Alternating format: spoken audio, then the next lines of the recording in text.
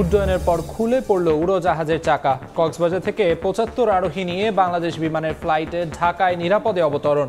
নিয়মিত রক্ষণাবেক্ষণ নিয়ে প্রশ্ন। ৩ জেলায় বিমানবন্দর উন্নয়নের নামে ২২৭ কোটি টাকা আত্মসাৎ। দুদকের হাতে জালিয়াতির প্রমাণ।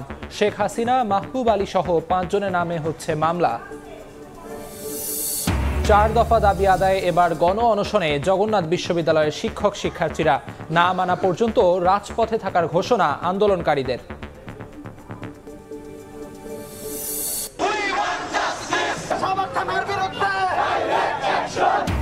সাম্য হত্যার বিচার ও নিরাপদ ক্যাম্পাসে দাবিতে ঢাকা বিশ্ববিদ্যালয় শিক্ষার্থীদের বিক্ষোভ। শাহবাগ থানা ঘেরাও। খুনে জড়িতদের সবাইকে ৪৮ ঘন্টার মধ্যে গ্রেফতারের আলটিমেটাম। এবং এবার ব্রাহ্মণবাড়িয়া সীমান্ত দিয়ে ৭৫০ জনকে পুশ ইন চেষ্টা বিএসএফের। প্রতিরোধ গড়ে ঠেকিয়ে দিল বিজিবি ও গ্রামবাসী। টহল জোরদার।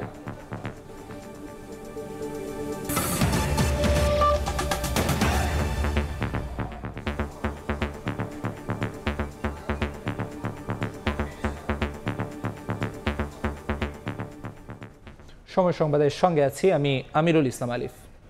উড্ডয়নের পর খুলে পড়ল উড়োজাহাজের চাকা। কক্সবাজার বিমানবন্দর থেকে উড্ডয়নের সময় ঢাকাগামী বাংলাদেশ বিমানের একটি ফ্লাইটের চাকা খুলে পড়েছে। তবে পাইলটের বিচক্ষণতায় ৭৫ আরোহীর বিমানটি হযরত শাহজালাল আন্তর্জাতিক বিমানবন্দরে নিরাপদে অবতরণ করে। এ ঘটনায় তদন্ত কমিটি গঠন করে দোষীদের বিরুদ্ধে ব্যবস্থা নেওয়া হবে বলে জানিয়েছে কক্সবাজার বিমানবন্দর কর্তৃপক্ষ।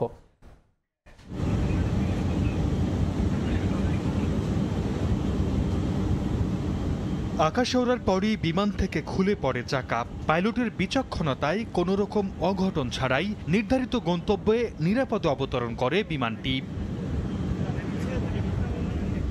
শুক্রবার দুপুর ১টা ২০ কক্সবাজার বিমানবন্দর থেকে ৭১ যাত্রী নিয়ে ঢাকার উদ্দেশ্যে রওনা দেয় বিমান বাংলাদেশ এয়ারলাইন্সের BG ৪৩৬ নামে একটি ফ্লাইট। উড্ডয়নের পরপরই বিমানের পেছনের ৪টি চাকার মধ্যে একটি খুলে পড়ে যায়। বিষয়টি বুঝতে পেরে পাইলট ঢাকার এয়ার ট্রাফিক কন্ট্রোলকে জরুরি অবতরণ করার কথা জানান। ঘটনা জানাজানি হলে বিমানে থাকা যাত্রীদের মাঝে তৈরি হয় আতঙ্ক। তবে তাদের অভয় দিয়ে শান্ত করার চেষ্টা করেন কেবিন ক্রুর সদস্যরা। পাইলটের পক্ষ থেকে জরুরি অবতরণের বিষয়টি জানার পর বাড়তি সতর্কতায় সাময়িক সময়ের জন্য রানওয়ের কার্যক্রম বন্ধ রাখে হযরত শাহজালাল আন্তর্জাতিক বিমানবন্দর কর্তৃপক্ষ। তৈরি রাখা হয় ফায়ার সার্ভিসের একাধিক টিম। পরে দুপুর ২টা ২১ নিরাপদে অবতরণ করে বিমানটি। দীর্ঘ ১ ঘন্টার উৎকণ্ঠা কাটিয়ে নিরাপদে নামতে পেরে যাত্রীদের চোখে মুখে ছিল স্বস্তির ছাপ। এই ঘটনায় তদন্ত কমিটি গঠন করে দোষীদের বিরুদ্ধে ব্যবস্থা নেওয়া হবে বলে জানিয়েছে বিমানবন্দর কর্তৃপক্ষ। বাংলাদেশ এয়ারলাইন্সের BG ৪৩৬ নামে এই ফ্লাইটটিতে ৭১ জন যাত্রী ছাড়াও ২ জন পাইলট ও ২ জন কেবিন ক্রু ছিলেন। সর্দার মোহাম্মদ আরিফ, সময় সংবাদ। এই মুহূর্তে হযরত শাহজালাল আন্তর্জাতিক বিমানবন্দরের সামনে আছেন সহকর্মী সাদিকুর রহমান। সরাসরি যাচ্ছি তার কাছে।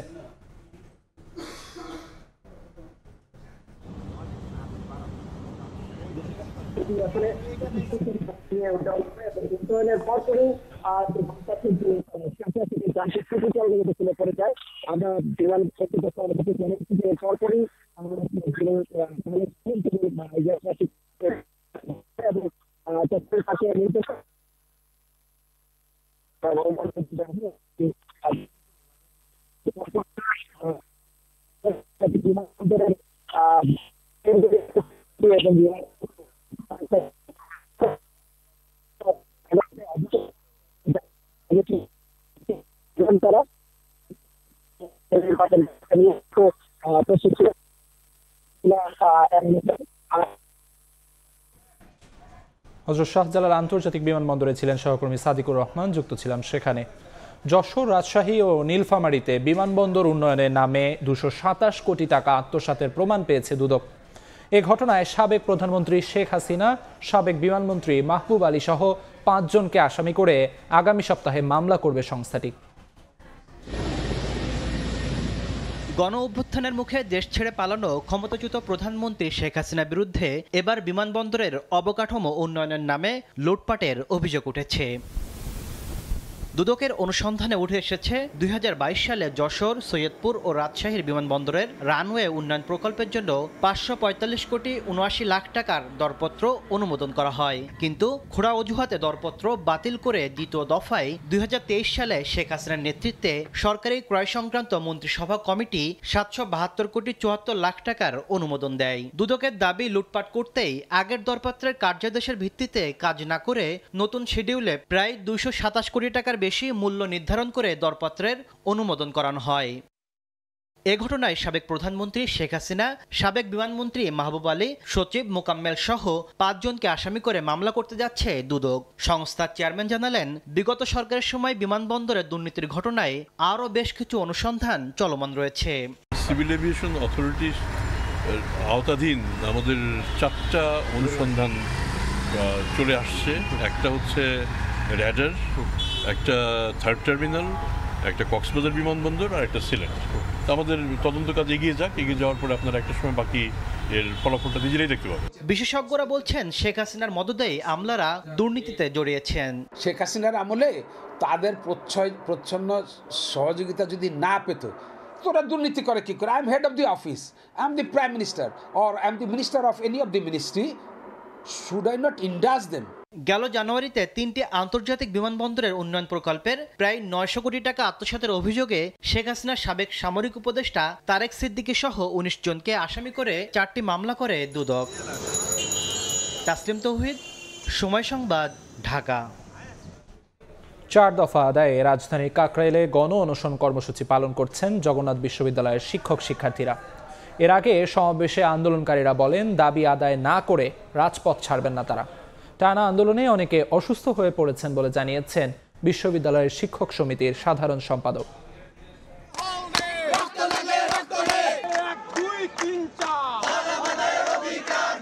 স্লোগানে মুখর রাজধানীর কাকরাইল মোড়। পূর্ব ঘোষণা অনুযায়ী শুক্রবার সকালে গণসমাবেশে অংশ নেন শিক্ষার্থীরা। কয়েকজন আন্দোলনকারী অসুস্থ হয়ে পড়ায় ঘণ্টাখানেক দেরিতে শুরু হয় কর্মসূচি। আবাসন সংকট, দ্বিতীয় ক্যাম্পাস বাস্তবায়ন সহ 4 দফা দাবিতে তৃতীয় দিনের মতো অবস্থান। রাজধানীর কাকরাইলে এই গণসমাবেশে বাসে করে দলে দলে আসেন বিশ্ববিদ্যালয়ের শিক্ষার্থীরা। শুরু হয় গণসমাবেশ। এতে যোগ দেন অ্যালামনাই অ্যাসোসিয়েশনের সদস্যরাও। দুপুর 2টার দিকে গণ অনশনে যাওয়ার কথা থাকলেও সেটি শুরু হয় ঘণ্টাখানেক পরে। ইন্টারিম গভর্নমেন্ট আমাদের আশ্বাস এবং লিখিতভাবে আমাদেরকে আশ্বস্ত না করবেন ততক্ষণ পর্যন্ত আমাদের এই গণ অনশন চলমান থাকবে। অধিকার আদায় যতক্ষণ হবে না ততক্ষণ আমরা এই অনশন চালিয়ে যাব। যদিও আমাদের মৃত্যু হয়, এই মৃত্যুর মধ্য দিয়ে আমাদের অনশন আমরা আদায় করে ছাড়ব। আন্দোলনকারীরা বলছেন, কোনো প্রতিশ্রুতি নয়, দাবি পূরণ না হওয়া পর্যন্ত আন্দোলন চলবে। আমাদের সাধারণ শিক্ষার্থীদের উপর এবং টিচারদের উপর যে সকল পুলিশ অন্যায়ভাবে হামলা করেছে, গ্রেনেড মেরেছে এবং টিয়ার সেল মেরেছে, লাঠি দিয়ে মেরে আহত হাসপাতালে নিয়েছে, তাদেরও বিচার করতে হবে। দাবি ব্যতীত জগন্নাথ বিশ্ববিদ্যালয় এই জায়গা ছেড়ে যাবে না। যৌক্তিক দাবি।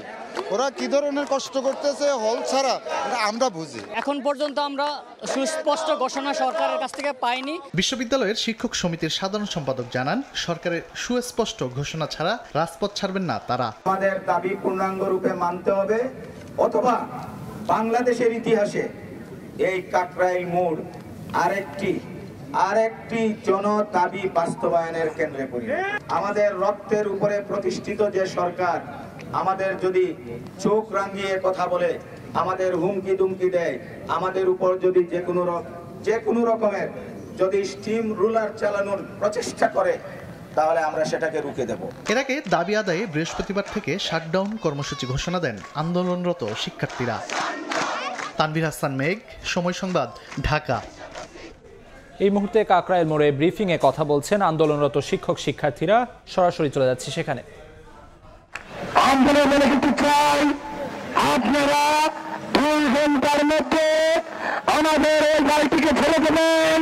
জগন্নাথ বিশ্ববিদ্যালয় প্রশাসন তার আইন এবং নীতিমালা অনুযায়ী তার বিরুদ্ধে ব্যবস্থা নিবে, কিন্তু আমাদের উপর হামলা হয়েছে যে সেই ব্যবস্থা নেওয়ার আগে তাকে কিছু করবে না, তাকে একটি ফুলের টুকাও দেওয়া যাবে না।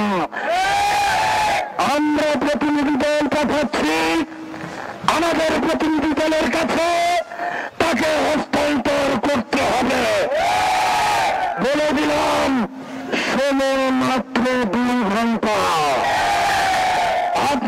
জগন্নাথ বিশ্ববিদ্যালয়ের ভালোবাসা দেখেছেন, 24-এর গণঅভ্যুত্থানে বুক চিতিয়ে আপনাদেরকে ঘিরে রাখা দেখেছেন, বুকের তাজা রক্ত দেওয়া দেখেছেন, কিন্তু জগন্নাথ বিশ্ববিদ্যালয়ের হুঙ্কার কিন্তু দেখেননি।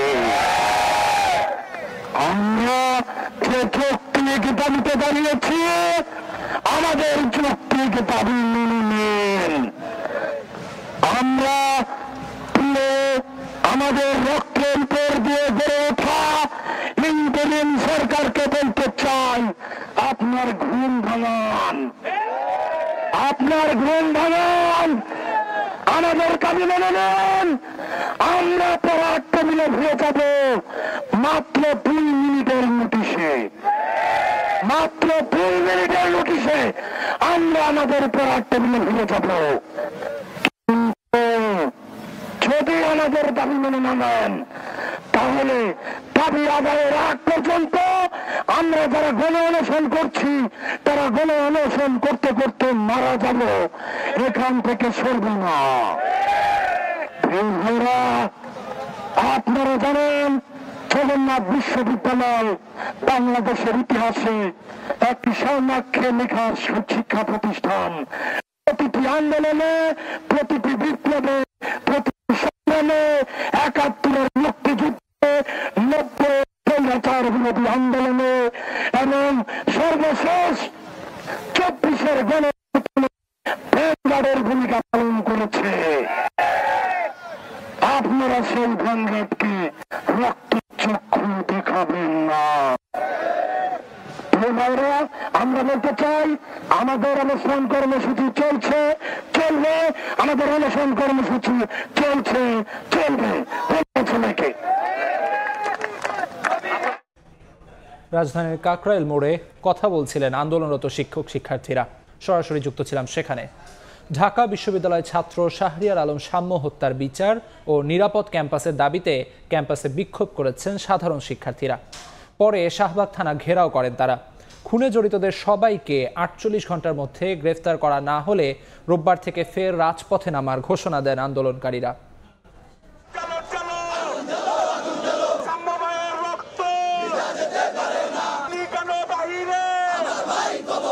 কয়েকদিন ধরে স্লোগানে উত্তাল ঢাকা বিশ্ববিদ্যালয় ক্যাম্পাস। শিক্ষার্থীদের দাবি একটাই, সহপাঠী শাহরিয়ার আলম সাম্য হত্যার সুষ্ঠু বিচার। শুক্রবার সকালেও রাজু ভাস্কর্যের পাদদেশে জড়ো হন শিক্ষার্থীরা। সেখান থেকে ব্যানার ও প্লাকার্ড হাতে মিছিল নিয়ে শাহবাগ থানার সামনে অবস্থান নেন তারা। শিক্ষার্থীদের অভিযোগ, হত্যার ঘটনায় জড়িতদের দ্রুত গ্রেফতার না করায় বিচার প্রক্রিয়া নিয়ে প্রশ্ন তৈরি হয়েছে। নিরাপদ ক্যাম্পাস এবং মূল আসামিকে দ্রুত গ্রেফতারের দাবি জানান তারা। কেন তারা মূল আসামিকে ধরতে পারে নাই? কেন তারা এখনো গড়িমসি করতেছে? এর সুস্পষ্ট বিচার চাই। আমরা একটা নিরাপদ ক্যাম্পাস চাই। সাম্যর হত্যাকারীদের সর্বোচ্চ শাস্তি যদি নিশ্চিত করা না হয়, শাহবাগ থানার সকল কার্যক্রম আমরা ধ্বংস করব। আমরা কেউ তো ঘুমাতে পারি না। স্বরাষ্ট্র উপদেষ্টা তিনি কিভাবে ঘুমায়? লজ্জা হওয়া উচিত। থানা ঘেরাও কর্মসূচি চলাকালে পুলিশের ঊর্ধ্বতন কর্মকর্তাদের সঙ্গে বৈঠকে বসেন শিক্ষক এবং ছাত্রদের প্রতিনিধি দল। বৈঠক শেষে তারা জানান, ৪৮ ঘন্টার মধ্যে হত্যাকাণ্ডে জড়িতরা গ্রেফতার না হলে রোববার আবারও আন্দোলন নামবেন তারা। রবিবার সকালে আমরা ৪৮ ঘন্টা শেষ হবে এবং এই ৪৮ ঘন্টার মধ্যে যদি কোনো দৃশ্যমান পদক্ষেপ, যে স্টেপ করে হত্যা করেছে তাকে যদি গ্রেপ্তার করা না হয়, তবে আমরা শাহবাগ থানায় আবার অবস্থান নিব এবং যদি দেখি সেই অবস্থানে কোনো কার্যকর হচ্ছে না, তাদের মাথা ব্যথা হচ্ছে না, তবে এরপরে এর চেয়ে বড় জায়গায়, এর চেয়ে বড় প্রতিষ্ঠানে আমরা যে অবস্থান কর্মসূচি নিব। আসামি গ্রেপ্তার না করতে অর্থের লেনদেন, রাজনৈতিক কারণে আসামি না ধরা সহ শিক্ষার্থীদের অভিযোগের বিষয়ে আইন শৃঙ্খলা বাহিনীর বক্তব্য তুলে ধরেন রমনা বিভাগের এডিসি। ৩ জনকে আমরা অ্যারেস্ট করেছি। তারপরেও আমরা সিসিটিভি ফুটেজ কিছু কালেক্ট করেছি এবং আমাদের যে প্রযুক্তিগত যে বিষয়টা আছে সেটাও আমরা কিন্তু কালেক্ট করছি, অ্যানালাইসিস করতেছি। রাজনৈতিক কোনো পেশা নেই, এর সাথে যারা জড়িত আমরা তাদের প্রত্যেককে আইনের আওতায় নিয়ে আসবো। গত ১৩ মে রাতে সরোয়ার্দী উদ্যানে মোটরসাইকেলে ধাক্কা লাগা নিয়ে কথা কাটাকাটির এক পর্যায়ে ছুরিকাঘাতে হত্যা করা হয় সাম্যকে। এরপর থেকে সুষ্ঠু বিচারের দাবিতে রাজপথে নামেন শিক্ষার্থীরা। উম্মে হানি, সময় সংবাদ, ঢাকা। বিএনপির স্থায়ী কমিটির সদস্য নজরুল ইসলাম খান বলেছেন, কারো গোছানোর জন্য জনগণের ভোটাধিকার বিলম্বিত হতে পারে না। ঐকমত্যের মাধ্যমে জুন জুলাইয়ের মধ্যে সনদ তৈরি করতে পারলে ডিসেম্বরে নির্বাচন সম্ভব। সকালে জাতীয় প্রেস ক্লাবে এক আলোচনা সভায় তিনি এসব কথা বলেন। আর দলটির চেয়ারপারসনের উপদেষ্টা জয়নুল আবদিন ফারুক বলেছেন, সরকারের গুরু দায়িত্ব মানুষকে সুষ্ঠু নির্বাচন উপহার দেয়া। লেবার পার্টিকে ধন্য করেছেন। লেবার পার্টির প্রতিষ্ঠাতা মাওলানা আব্দুল মতিনের 29তম মৃত্যুবার্ষিকী উপলক্ষে সকালে জাতীয় প্রেস ক্লাবে আলোচনা সভার আয়োজন করে দলটি। এতে অংশ নেন বিএনপির কেন্দ্রীয় নেতারাও। সভায় নির্বাচন আয়োজন ও অন্তর্বর্তী সরকারের দায়িত্বের প্রসঙ্গ তুলে বক্তব্য দেন বিএনপি নেতারা। দলটির চেয়ারপারসনের উপদেষ্টা জয়নুল আবেদিন ফারুক বলেন, সরকারের গুরু দায়িত্ব এদেশের মানুষের কাছে সুষ্ঠু নির্বাচন উপহার দেওয়া। এছাড়া করিডোর নিয়ে অন্তর্বর্তী নয়, সিদ্ধান্ত নেবে নির্বাচিত সরকার। কি পররাষ্ট্র সচিবের চাকরি চলে যায়, কি করিডোর, কি মানবিক করিডোর, কি টেকনাফে যেতে দেন না, আর এগুলো নিয়ে নির্বাচিত সরকারকে দায়িত্ব দেন, তারা ঠিক করবে। আপনার এসব দায়িত্ব না, আপনার দায়িত্ব নির্বাচন।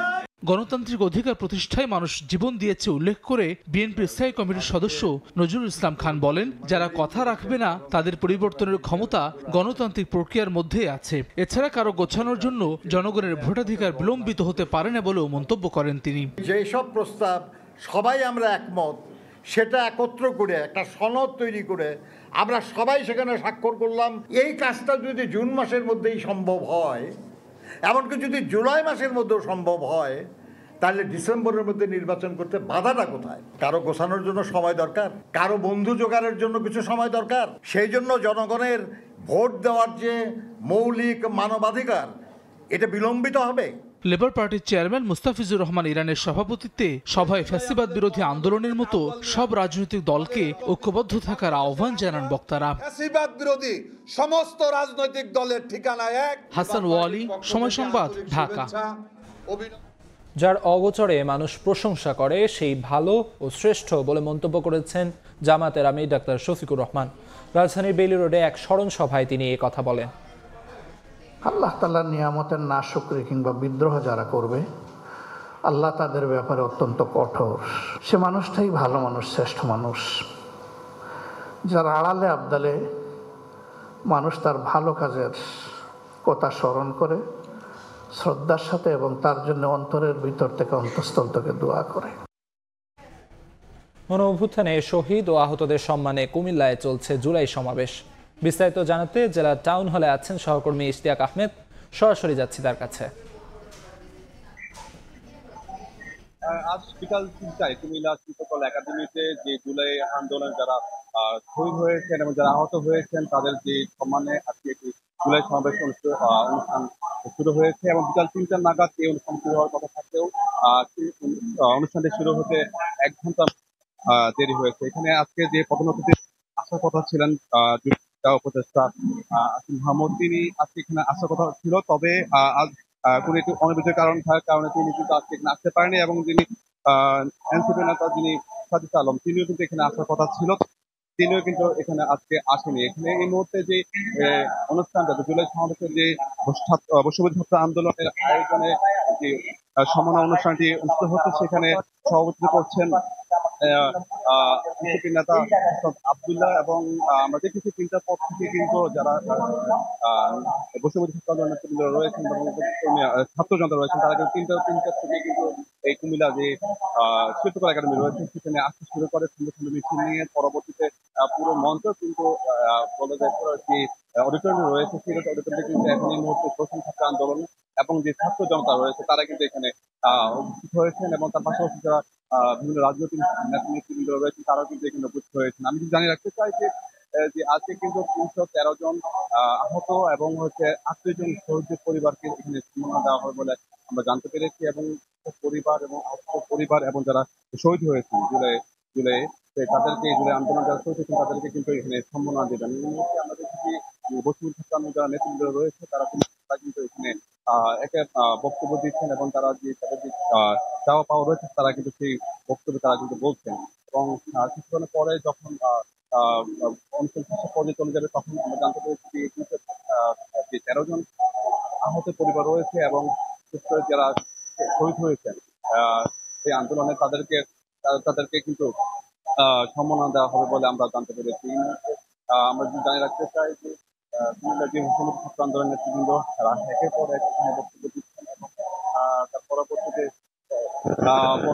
আমরা দেখতে পাচ্ছি আসার পরে সবশেষে যে অনুষ্ঠান সমাপ্ত হওয়ার পরে কিন্তু এখানে যে বিষয়টি রয়েছে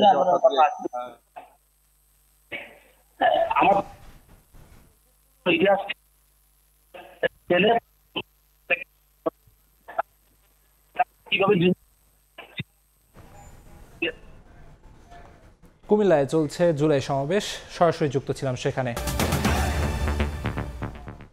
ব্রাহ্মণবাড়িয়ায় সীমান্ত দিয়ে 751 জনকে পুশ ইনের চেষ্টা ব্যর্থ করে দিল বিজিবি ও স্থানীয়রা।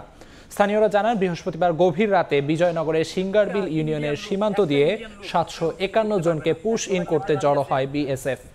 বিষয়টি টের পেয়ে সতর্ক অবস্থান নেয় বিজিবি। পাশাপাশি মসজিদের মাইকিং করে প্রতিরোধে দেশীয় অস্ত্র নিয়ে জড়ো হন শত শত গ্রামবাসী। এতে পিছু হটে বিএসএফ সদস্যরা। পরে ধীরে ধীরে স্বাভাবিক হয় পরিস্থিতি। এ ঘটনার পর সীমান্ত এলাকায় টহল জোরদার করা হয়েছে।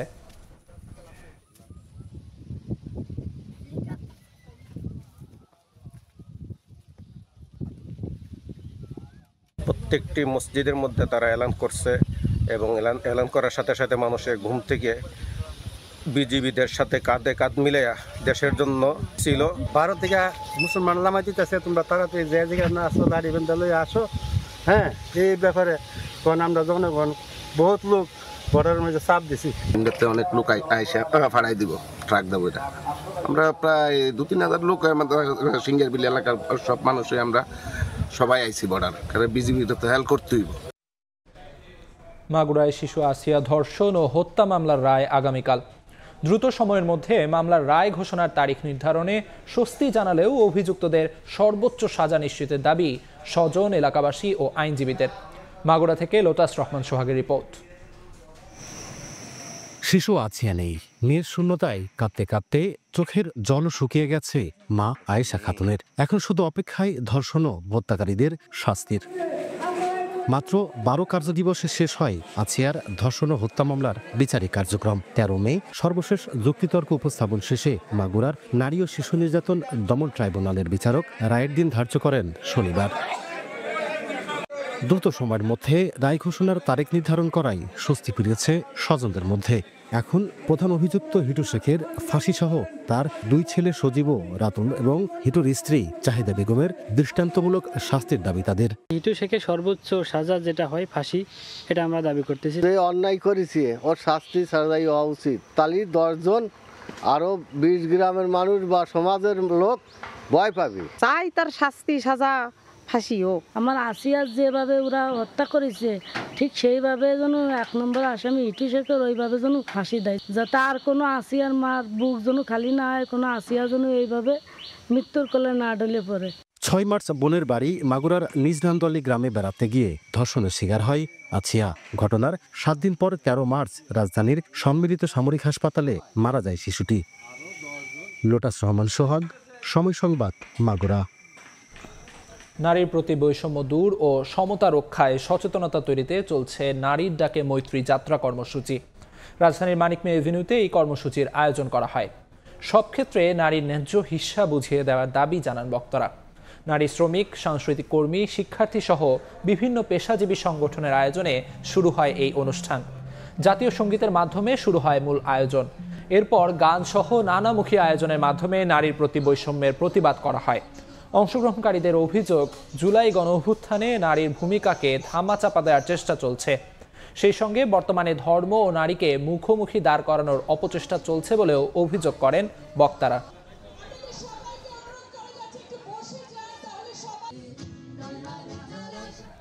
এই মুহূর্তে মানিক মে এভিনিউতে আছেন সহকর্মী চন্দ্রিমা চৌধুরী। সরাসরি যাচ্ছি তার কাছে। নারীদের প্রতি হয়ে যাওয়া সহিংসতা ও অন্যায়ের বিরুদ্ধে আজ আওয়াজ তুলেছে নারীর নামে মৈত্রী এই এক সংগঠন। এখানে কিন্তু প্রগতিশীল সংগঠনের অসংখ্য সংগঠনের সদস্যরা এখানে এসে একসাথে যুক্ত হয়েছেন। বেলা 3টা থেকে শুরু হয়েছে তাদের এই আয়োজনে। এই মুহূর্তে আছি সংসদ ভবনের ঠিক সামনে, সেখানে মানিক মে এভিনিউ থেকে তারা তাদের এই র্যালিটি বর্ণাঢ্য একটি র্যালি নিয়ে চলছেন ইন্দিরা রোডের দিকে। সেখান থেকে কিন্তু আবার ফেরত আসবেন এই মানিক মিয়া এভিনিউর এখানে। আপনাদের দেখাতে চাই যে অসংখ্য ব্যানারে ছেয়ে গেছে রঙিনভাবে। এইখানে তারা তাদের দাবিগুলো জানিয়ে দিচ্ছে। সকল প্রতিষ্ঠানে আসলে যৌন নিপীড়নের বিরুদ্ধে তারা আওয়াজ তুলছে। একই সাথে যে নারীদের বিরুদ্ধে নানান ধরনের সহিংসতা হয়, ধর্ষণ হয়, যার বিচার এখন পর্যন্ত দৃশ্যমান নয়, সেই সকল বিচারহীনতার বিরুদ্ধে তারা আওয়াজ তুলেছেন। এবং তারা বলছিলেন যে বর্তমান সরকার যারা জুলাই আন্দোলনে নারীদের ভূমিকাকে অস্বীকার করার চেষ্টা করছে, এই ধরনের সকল এবং সংখ্যাগরিষ্ঠতার ভিত্তিতে আসলে সংস্কৃতিকে আসলে মুছে, সংস্কৃতিতে নারীদের অবদান অনেক ক্ষেত্রে অস্বীকার করার চেষ্টা করা হচ্ছে। এই সকল কিছুর বিরুদ্ধেই তারা আজ আওয়াজ তুলেছেন এবং তারা জানিয়ে দিচ্ছিলেন যে সমাজে নারীদের মর্যাদা ও সমতার ভিত্তি স্থাপন করা না গেলে কিন্তু এইখানকার সংস্কৃতি আসলে বিনষ্ট হয়ে যাবে। একই সাথে তারা বলছিলেন যে নারীদের বিরুদ্ধে যে এখন পর্যন্ত যত ধরনের সহিংসতা হয়েছে তার পক্ষে কিন্তু সরকারকে এখনো পর্যন্ত দৃশ্যমান তেমন কোনো আওয়াজ তুলতে দেখা যায়নি। একই সাথে ধর্ম এবং নারীকে সাংঘর্ষিকভাবে একটি মহল আসলে ব্যবহার করার জন্য কাজ করছে, তার বিরুদ্ধেও তারা নিন্দা জানিয়েছেন।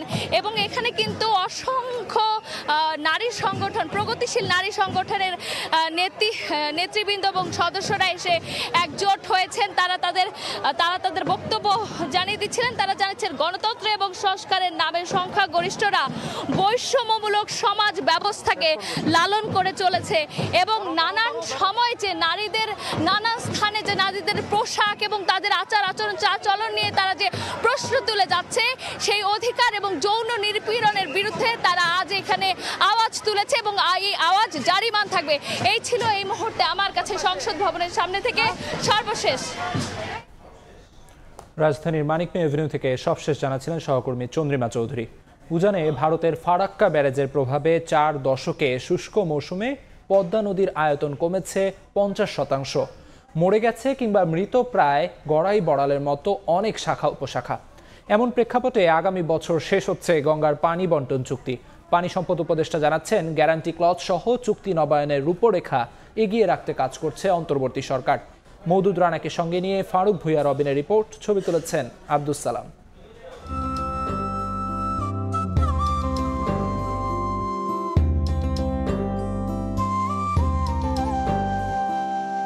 একসময় উত্তাল ছিল যে পদ্মা, তা এখন ঠাঁই নেয়ার পথে ইতিহাসের পাতায়। নদীর বুকে জেগে উঠেছে বেদনার বালুচর।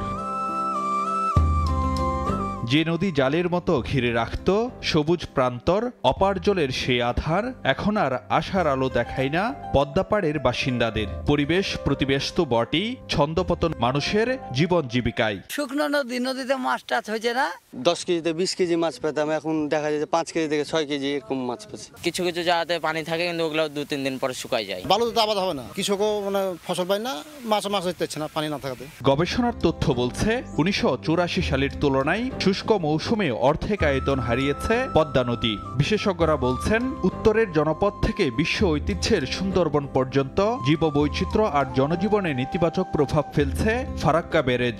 উজানে ভারত পানি প্রত্যাহার করায় অস্তিত্ব সংকটে কেবল পদ্মেই নয়, মরে গেছে কিংবা মৃতপ্রায় গড়াই বড়ালের মতো অনেক শাখা উপশাখা নদী। 1975-এর প্রথম যখন ভারত পানি প্রত্যাহার করা শুরু করে, তারপরে হঠাৎ করে দক্ষিণ পশ্চিমাঞ্চলে লবণাক্ততা বাড়ে। এখন এটার অবস্থা আরো সঙ্গীন হয়েছে। এদিকে গঙ্গার পানি বন্টনে 30 বছর মেয়াদী চুক্তিও শেষ হতে যাচ্ছে আগামী বছরের ডিসেম্বরে। তাই চুক্তি নবায়নে এখন থেকেই উদ্যোগী হওয়ার পরামর্শ বিশেষজ্ঞদের। এই চুক্তিটা নবায়নের কাজ এখন থেকেই করতে হবে।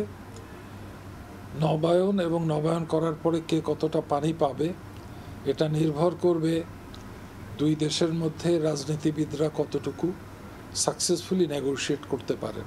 আমাদের দিক থেকে চেষ্টাটা হবে যে যাতে পানিটাকে পানির বিষয় হিসাবেই দেখে কূটনৈতিক দক্ষতা যতটা আছে সেটাকে সর্বোচ্চ কূটনৈতিক দক্ষতা দিয়ে চেষ্টা করতে হবে। পানি সম্পদ উপদেষ্টা জানালেন গঙ্গা চুক্তি নবায়নে প্রাথমিক পর্ব এগিয়ে রাখবে অন্তর্বর্তী সরকার, বাকি কাজ করতে হবে পরবর্তী সরকারকে। প্রক্রিয়া যেটা আমরা করব তা হচ্ছে সকল তথ্য উপাত্ত বিশ্লেষণ এবং মতামতগুলো বিশেষজ্ঞদের মতামতগুলো নিয়ে আগামীতে চুক্তি রিনিউয়ালের ক্ষেত্রে আমাদের কি কি বক্তব্য হতে পারে সেটার একটা প্রস্তুতি আমাদের আছে। বাংলাদেশের হিস্সাটা যেন বাড়ে সে কথা তো অবশ্যই বলা হবে, একটা গ্যারান্টি ক্লজের কথা আমরা বলছি বলা হবে, কিন্তু চুক্তিটা তো আমাদের সময় স্বাক্ষরিত হবে না। এটা আসলে রাজনৈতিক সরকারকে এসে এই কাজটা এগিয়ে নিতে হবে। ফারাক্কা ব্যারেজের কারণে সেচের পানির অভাবে ক্ষতিগ্রস্ত হচ্ছেন দেশের অন্তত 6 কোটি মানুষ। ফারুক ভিয়া, রবিন, সময় সংবাদ, ঢাকা। এদিকে ঐতিহাসিক ফারাক্কা লং মার্চের 50 বছর পূর্তি উপলক্ষে রাজধানীতে মিছিল ও সমাবেশ করেছে গণসংহতি আন্দোলন। সকালে জাতীয় প্রেস ক্লাবের সামনে আয়োজিত সমাবেশে জনগণের মধ্যে ঐক্য বজায় রাখতে সরকারের প্রতি আহ্বান জানান দলটির প্রধান সমন্বয়কারী জোনায়েদ সাকি। পানির ন্যায্য হিস্সা আদায়ের স্লোগান আর বর্ণিল ব্যানার হাতে রাজপথে গণসংহতি আন্দোলন। ঐতিহাসিক ফারাক্কা লং মার্চের 50 বছর পূর্তি উপলক্ষে মিছিল করে দলটি। মিছিলটি জাতীয় প্রেস ক্লাব থেকে শুরু হয়ে মৎস্য ভবনে শেষ হয়। এর আগে এক সমাবেশে দলটির প্রধান সমন্বয়কারী জোনায়েদ সাকি বলেন, ফ্যাসিস্ট সরকার গদিতে বসে দেশের স্বার্থ জলাঞ্জলি দিয়েছে, শেষমেশ মানুষ সেই গদি উল্টে দিয়েছে। দাসত্বের যুগ শেষ হয়েছে, বাংলাদেশের মানুষ আর এই ভারতের একতরফা সমস্ত কিছু বাংলাদেশ থেকে তারা কেড়ে নিয়ে যাবে, আর আমরা আমাদের অধিকার পাবো না, এইটা আর মানবে না। এ সময় জনগণের মধ্যে বিভক্তি সৃষ্টি করে এমন অবস্থান থেকে সরে আসতে অন্তর্বর্তী সরকারের প্রতি আহ্বান জানান তিনি। সমস্ত রাজনৈতিক পক্ষের সাথে আরো নিবিড় আলোচনা করুন এবং ইতিমধ্যে যতগুলো সমস্যা তৈরি হচ্ছে সেই সমস্যাগুলোকে দ্রুত সমাধান করে আজকে জনগণের যে ঐক্য সেই ঐক্যকে ফিরিয়ে আনুন। জনগণকে বিভক্ত করে তাদের মধ্যে অনৈক্য সৃষ্টি হয়, এই রকম তৎপরতা চালিয়ে নিজেদেরকে একটা রাজনৈতিক পক্ষ হিসেবে দাঁড় করিয়ে আপনারা আপনাদের মর্যাদা ক্ষুণ্ণ করবেন না। সমাবেশ থেকে সংস্কার, বিচার ও নির্বাচনের সুস্পষ্ট রোডম্যাপ বাস্তবায়নের দাবিও জানান বক্তারা।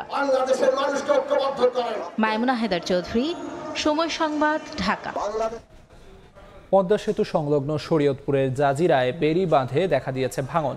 সম্প্রতি এক সমীক্ষা শেষে এই এলাকার 2 কিলোমিটার বাঁধ এলাকা ঝুঁকিপূর্ণ ঘোষণা করেছে পানি উন্নয়ন বোর্ড। এলাকাবাসী বলছেন, এখনই ভাঙন রোধে ব্যবস্থা না নিলে বিস্তীর্ণ এলাকায় ভাঙনের কবল পড়বে। বিএম ইসরাফিলের পাঠানো তথ্য ও ছবি নিয়ে রিপোর্ট।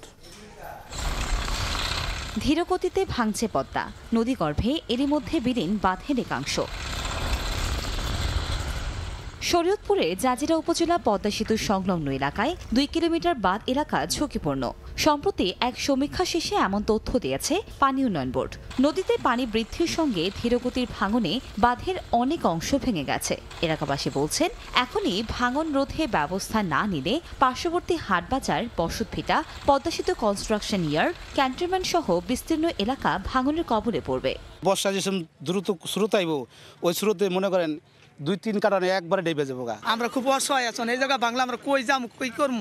সম্পত্তি যা সব চলে গেছে, যাওয়ার পরে যেরকম আমরা এই জায়গাটা খালি পাইছি, এই জায়গায় যেরকম আমরা ঘর ধরে হালাইছি, এখানে মনে করেন ইফারও ভাঙতাছে। এই প্রজেক্টে প্রায় 800 উপরে পরিবারের বসবাস, এগুলো আমরা সকলেই এখানে হুমকির মুখে আছি। শীঘ্রই টেকসই বেড়িবাঁধ নির্মাণের পরিকল্পনার কথা জানায় পানি উন্নয়ন বোর্ড। যেহেতু এটা আরও 10-15 বছর আগে কাজটা হয়েছে, সেহেতু এবং বর্তমান যে প্রেক্ষাপট, সব কিছু প্রেক্ষাপট মিলে এই জায়গাটা হচ্ছে এখন ঝুঁকির মধ্যে আছে, যেটা হচ্ছে আমাদের চলমান প্রকল্পের মধ্যে আমরা এটা অন্তর্ভুক্ত করে এখানেও আমরা একদম পার্মানেন্ট করার আমাদের পরিকল্পনা রয়েছে। 2010-11 অর্থ বছরে পদ্মা সেতুর পূর্বে 2 কিলোমিটার বাঁধ নির্মাণে ব্যয় হয় 110 কোটি টাকা। সময় সংবাদ, শরীয়তপুর। থাকছে আইপিএলে দিল্লির হয়ে খেলতে বিসিবির অনুমতি পেলেন মোস্তাফিজ। আরব আমিরাতের বিপক্ষে প্রথম টি-20 খেলে যোগ দেবেন ক্যাপিটালস শিবিরে।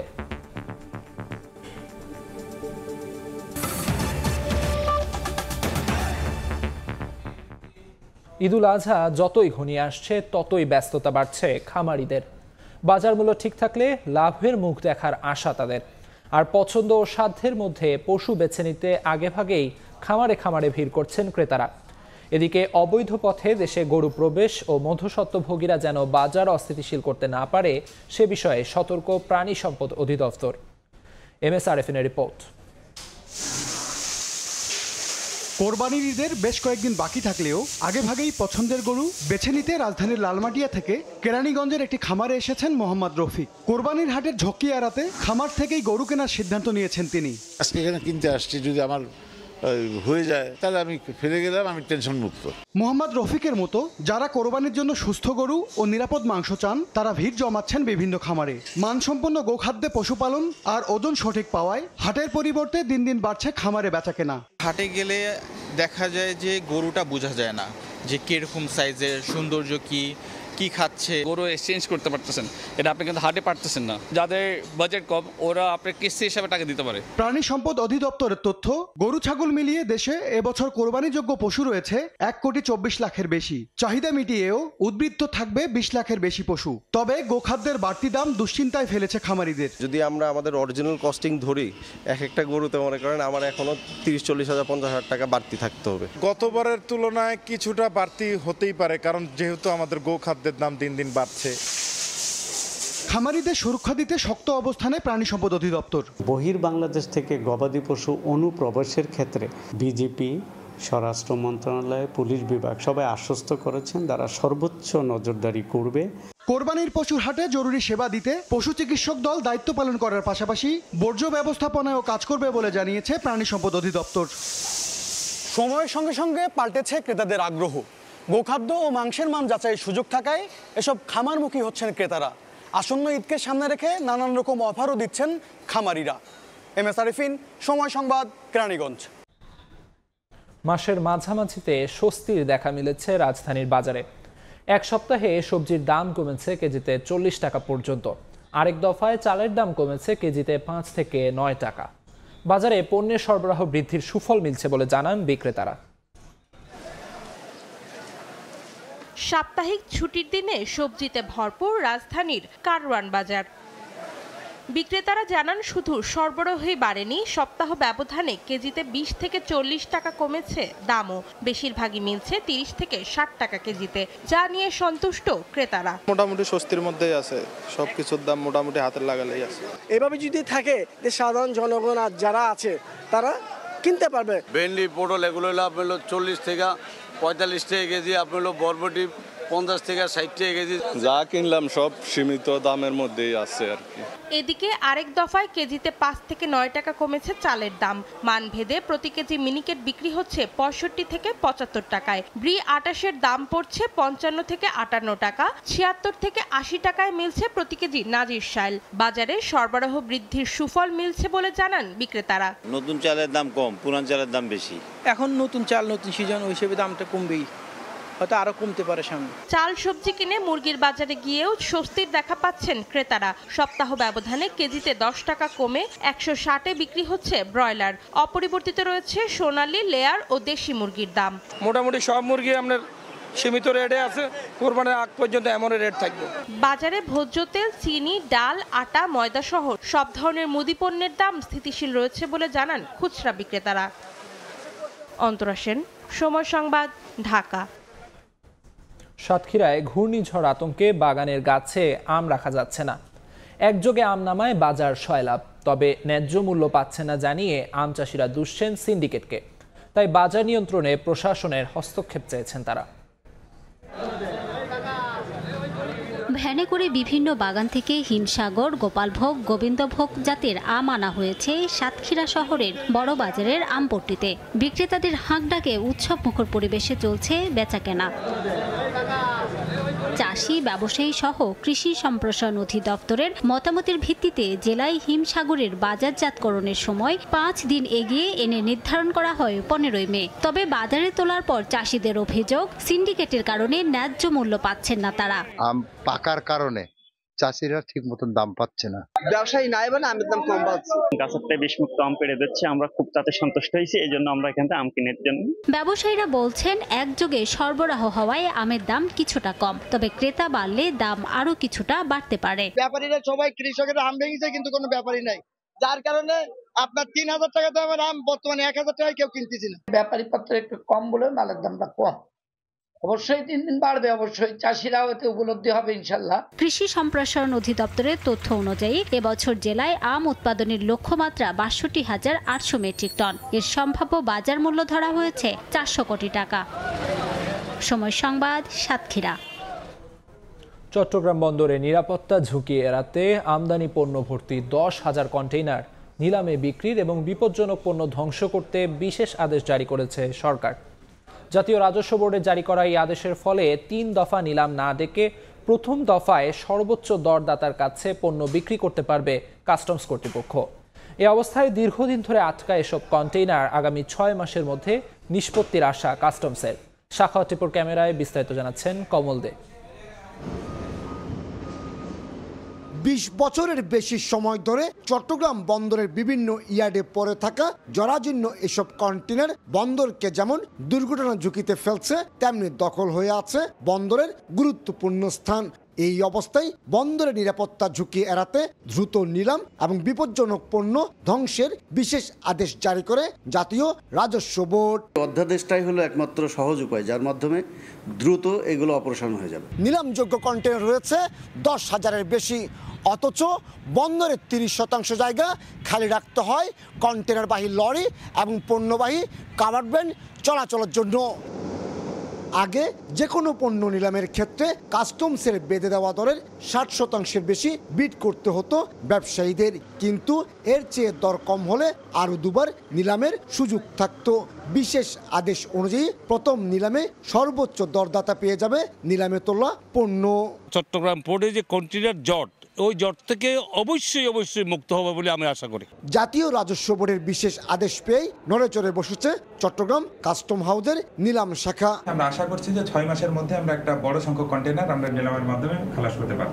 সবশেষ তথ্য অনুযায়ী বন্দরে বিভিন্ন শেড ও ইয়ার্ডে 1,835টি 20 ফুট এবং 3,806টি 40 ফুট সাইজের পণ্য বোঝাই কন্টেইনার এবং কয়েক হাজার মেট্রিক টন বাল্ক পণ্য রয়েছে নিলামের অপেক্ষায়। কমল দে, সময় সংবাদ, চট্টগ্রাম। খবর, ভারত পাকিস্তান যুদ্ধবিরতির মেয়াদ রোববার পর্যন্ত বাড়ানো হয়েছে। শান্তি প্রতিষ্ঠায় নয়াদিল্লির সঙ্গে আলোচনার প্রস্তাব দিয়েছেন শাহবাজ শরীফ। পাকিস্তানের সঙ্গে সন্ত্রাসবাদ ব্যতীত অন্য কোনো বিষয়ে আলোচনা হবে না বলে সাফ জানিয়েছেন ভারতের পররাষ্ট্রমন্ত্রী এস জয়শঙ্কর। ভারত পাকিস্তান সংঘাত বন্ধ হলেও আতঙ্ক কমছে না কাশ্মীর সীমান্তে। যুদ্ধ কোনো সমাধান নয় দাবি করে শত্রুতা ভুলে শান্তির পথ বেছে নিতে দুই দেশের নেতাদের প্রতি আহ্বান জানাচ্ছেন সাধারণ মানুষেরা। বৃহস্পতিবার সামরিক পর্যায়ে বৈঠকের পর যুদ্ধবিরতির মেয়াদ রোববার পর্যন্ত বাড়ানোর সিদ্ধান্তে পৌঁছেছে উভয় পক্ষ। সাম্প্রতিক সংঘাতে ভারতের 6টি যুদ্ধবিমান ভূপাতিত করেছে পাকিস্তানের সেনাবাহিনী বলে নতুন করে দাবি করেছেন প্রধানমন্ত্রী শাহবাজ শরীফ। যদিও আলোচনায় বসার প্রস্তাব দিয়ে শাহবাজ শরীফ বলেছেন শান্তি প্রতিষ্ঠায় তার দেশ নয়াদিল্লির সঙ্গে কথা বলতে প্রস্তুত। পাকিস্তানের প্রধানমন্ত্রীর আলোচনার প্রস্তাবে ভারতের পররাষ্ট্রমন্ত্রী এস জয়শঙ্কর বলেছেন ইসলামাবাদের সঙ্গে সন্ত্রাসবাদ ব্যতীত অন্য কোনো বিষয়ে আলোচনা হবে না। পাকিস্তানের সঙ্গে সিন্ধু পানি চুক্তি স্থগিতই থাকবে বলেও জানান তিনি। বলেন ইসলামাবাদ সীমান্ত সন্ত্রাসবাদে মদদ দেওয়া বন্ধ না করা পর্যন্ত এ অবস্থার কোনো পরিবর্তন হবে না। পাকিস্তানের সঙ্গে আলোচনার বিষয়ে আমাদের প্রধানমন্ত্রী সাফ জানিয়ে দিয়েছেন শুধুমাত্র সন্ত্রাসবাদ নিয়েই তাদের সঙ্গে কথা হতে পারে। তাদের হাতে সন্ত্রাসীদের তালিকা আছে যাদেরকে হস্তান্তর করা দরকার। সব সন্ত্রাসী অবকাঠামো বন্ধ করতে হবে। সন্ত্রাসবাদ মোকাবিলায় আমরা তাদের সঙ্গে আলোচনা করতে প্রস্তুত। এর আগে সিন্ধু পানি চুক্তি ভঙ্গ না করার বিষয়ে ভারতকে সতর্ক করেন পাকিস্তানের প্রধানমন্ত্রী। বলেন 1960 সালে যে পানি চুক্তি হয়েছিল সেটি ভাঙ্গার কথা যেন চিন্তাও না করে নয়াদিল্লি। রাহানুল রানা, সময় সংবাদ। যুবদল, স্বেচ্ছাসেবক দল ও ছাত্র দলের যৌথ আয়োজনে খুলনায় তারুণ্যের সেমিনারে বক্তব্য রাখছেন বিএনপির স্থায়ী কমিটির সদস্য সালাউদ্দিন আহমেদ। সরাসরি চলে যাচ্ছি সেখানে। তারপর যখন কথা বলে আমি কয়েকটা ভাষা শেখার চেষ্টা করেছিলাম, সেই হিসাবে বলছি। তো যখন কথা বলে, যখন শিখায়, তখন স্পোকেনটা শিখায়, বলতে শিখায়, কখনো বানান শিখায় না, ব্যাকরণ শিখায় না, লিখিত শিখায় না। এবং স্পোকেনের পরের স্টেজ আছে পড়া, তারপরে আসে ব্যাকরণ ক্লাস 7, 8, 9, 10-এ যে কিভাবে কি করতে হয়। এখন কোনো ব্রিটিশ, কোনো আমেরিকান, কোনো স্টুডেন্টকে যদি ব্যাকরণ জিজ্ঞেস করতে হয়, সে ব্যাকরণ বলতে পারবে না। বাট সে যখন ইংলিশ বলবে, তখন আমাদের এখানে 3 বার পিএইচডি যে করেছে তার চাইতে ভালো বলবে না কিনা, কারণ সেটা তার মাদার টাং, মাদার ল্যাঙ্গুয়েজ। তো সেই জন্য আমি আজকে এই আইডিয়াটা ডিসেমিনেট করতেছি। অবশ্য আমার একটা উদ্ধার করা আইডিয়া, মানে ধার নেওয়া আইডিয়া। এটা হচ্ছে ডক্টর সলিমুল্লাহ খানের। আপনারা নিশ্চয়ই তার নাম শুনেছেন, নিশ্চয়ই পড়েছেন। তো আমি একসময় ডক্টর সলিমুল্লাহ খান আর আমি একই রুমে থাকতাম আর কি, ওনার সাথে থাকতাম। উনি আমার সিনিয়র, একই ডিপার্টমেন্টে, ল ডিপার্টমেন্টে, মহসিন হলে 324 নম্বর রুমে। তো অবশ্য আমি যখন কথা বলি ওই যে দাড়ি কমা সহ বলতে পছন্দ করি, সেই জন্য আর কি। ওনার যে আইডিয়া এবং উনি যেটা প্রবক্তা বলছেন যে মাতৃভাষায় অবশ্যই প্রাইমারি এবং সেকেন্ডারি এডুকেশনটা করতে হবে। কেননা যে বাচ্চা ইতিহাসটা শিখে ইংরেজি দিয়ে, সে ঠিক মতো সেই ইতিহাস বুঝবে না। খুলনায় তারুণ্যের সেমিনারে বক্তব্য রাখছেন বিএনপির স্থায়ী কমিটির সদস্য সালাউদ্দিন আহমেদ। সরাসরি যুক্ত ছিলাম সেখানে। এ পর্যায়ে শীর্ষ সংবাদগুলো জানিয়ে দিচ্ছি আরেকবার। উড্ডয়নের পর খুলে পড়ল উড়োজাহাজের চাকা। কক্সবাজার থেকে 75 আরোহী নিয়ে বাংলাদেশ বিমানের ফ্লাইটে ঢাকায় নিরাপদে অবতরণ। নিয়মিত রক্ষণাবেক্ষণ নিয়ে প্রশ্ন। 4 দফা দাবি আদায়ে এবার গণ অনশনে জগন্নাথ বিশ্ববিদ্যালয়ের শিক্ষক শিক্ষার্থীরা। না মানা পর্যন্ত রাজপথে থাকার ঘোষণা আন্দোলনকারীদের।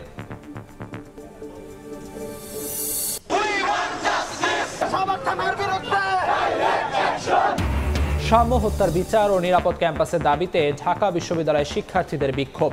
শাহবাগ থানা ঘেরাও। খুনে জড়িত সবাইকে 48 ঘন্টার মধ্যে গ্রেফতারের আলটিমেটাম। এই ছিল সময় সংবাদে। সঙ্গে থাকুন সময়ের।